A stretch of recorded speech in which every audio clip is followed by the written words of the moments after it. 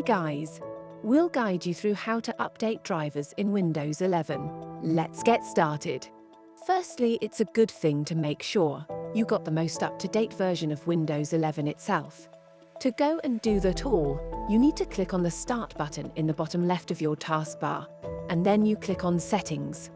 If you can't find it, just search for it on the left, scroll down to the bottom, and you can then see Windows Update.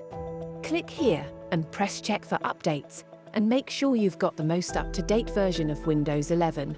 As you can see, I've got the most up-to-date version, so I'll go and close this off. Now, to update your device drivers, all you need to do is go and click on Search at the bottom here, and type in Device Manager like this. This is going to show you all of the devices you've got on your computer. In my case, I want to update my Bluetooth drivers, so I'll find Bluetooth, and just click on the arrow to expand it, and then find the device you want to update. You can right-click on it, and then press Update Driver.